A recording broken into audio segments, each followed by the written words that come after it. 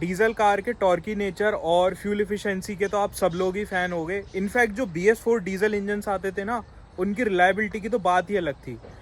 सच बताऊं तो मैं खुद ही बहुत बड़ा डीजल लवर हूँ, मुझे डीजल गाड़ियाँ बहुत ज़्यादा पसंद है। पर उसके बावजूद मैं ये कह रहा हूँ कि अब कभी भी मैं दिल्ली NCR में डीजल गाड़ी तो कभी भी नहीं लूँगा, स्पेशली दिल्ली NCR के अंदर तो। और अगर आप डीजल कार लेने जा रहे हैं तो एक बार इस वीडियो को पूरा देख लेना, हो सकता है कि आपका डिसीजन चेंज हो जाए। तो देखिए, ये है मेरी लाइफ की पहली गाड़ी जो मैंने अपनी 20 साल की उम्र में ख़रीदी थी। ये यूज्ड गाड़ी मैंने ख़रीदी थी और ये डीज़ल कार है, BS4 डीज़ल गाड़ी है ये। उस टाइम ना यार मेरी रिक्वायरमेंट बड़ी ही सिंपल थी, मेरा बजट तो बहुत कम ही था ऑब्वियसली, और मेरे को ना यार एक फ़न टू ड्राइव गाड़ी चाहिए थी जिसकी फ्यूल एफिशिएंसी भी अच्छी हो और चलने में भी वो बहुत बढ़िया हो।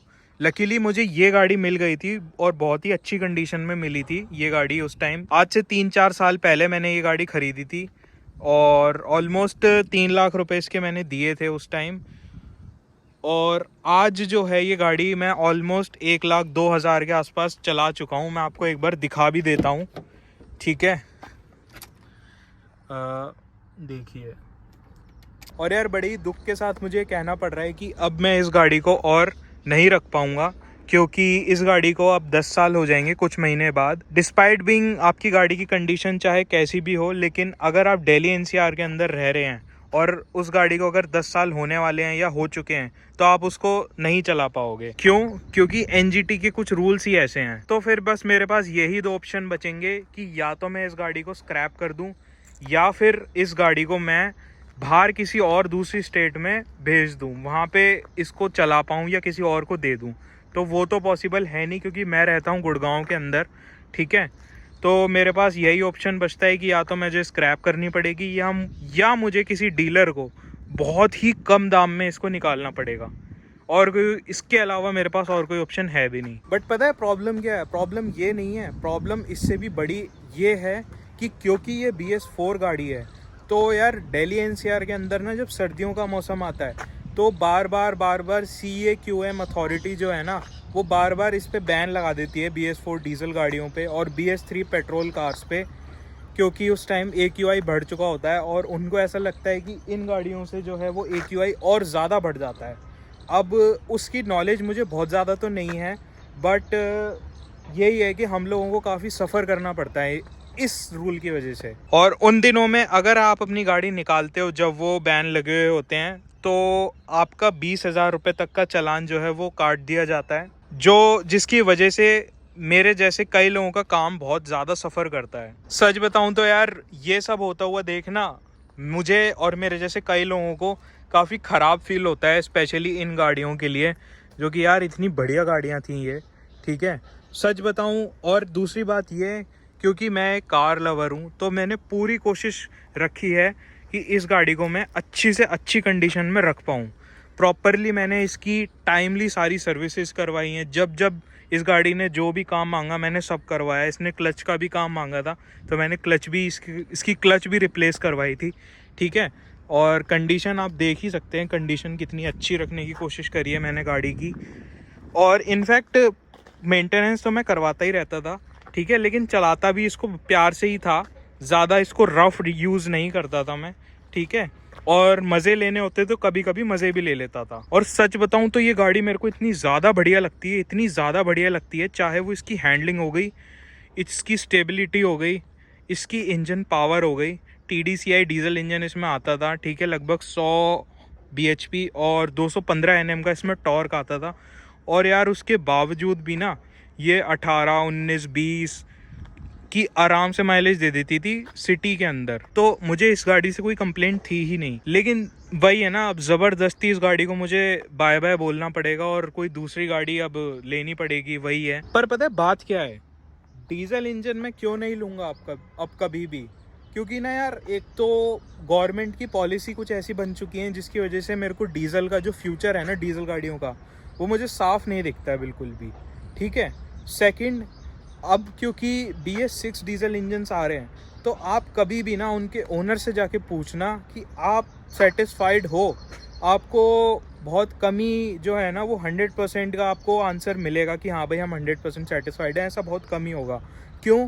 क्योंकि यार अब कार मेकर्स ने इतना कॉम्प्लेक्स कर दिया है ना चीज़ों को, उनकी भी क्या गलती। अब एमिशन कंट्रोल्स ही इतने स्ट्रिक्ट हो चुके हैं भाई, DEF फ़िल्टर डाले जा रहे हैं, DPF का यूज़ हो रहा है, DEF फ़िल्टर बार बार चोक होते रहते हैं, ठीक है। और वो अगर ख़राब हो जाए तो उसकी जो रिपेयरिंग कॉस्ट है या रिप्लेसमेंट कॉस्ट है बहुत ही भयंकर होती है, और वो वारंटी में भी कवर्ड नहीं होते हैं सच बताऊं तो।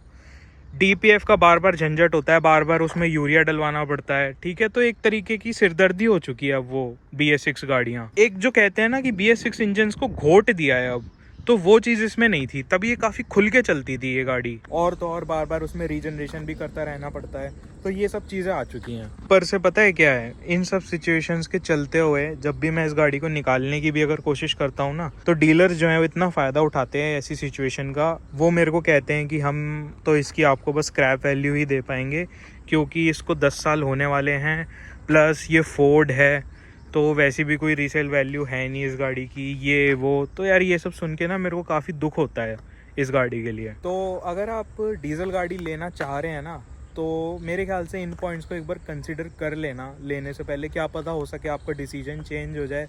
और मैं कहता हूँ कि अगर आपकी रनिंग बहुत ज़्यादा भी है ना, तो मेरे हिसाब से तो यार यही रहेगा कि डीजल को अवॉइड करते हुए CNG पे चले जाएँ तो बेहतर है। हाँ, वो मज़ा तो चला ही जाएगा ऑफ कोर्स डीजल वाला जो होता है, बट यही है कि थोड़ा सा ना फ्यूचर में आप अगर गाड़ी लंबी रखने वाले हैं तो आप थोड़ा सेफ साइड पे रहेंगे। या इनफैक्ट यार आजकल ना कुछ पेट्रोल इंजन्स भी ऐसे आ रहे हैं जिनकी फ्यूल एफिशिएंसी बहुत बढ़िया हो गई है, तो मैं तो वही कहूँगा कि आप उन्हीं पे चले जाएँ तो बेहतर है। वैसे मैं आपको एक बात और बताऊँ तो यार इस गाड़ी से जो है ना मेरी इमोशनल अटैचमेंट भी है काफ़ी, क्योंकि यार इस गाड़ी ने मेरे साथ ऑलमोस्ट 3-4 साल बिताए हैं। और सही बताऊँ उस लाइफ फेज में इसने मेरे अप्स भी देखे हैं, डाउन्स भी देखे हैं, ठीक है।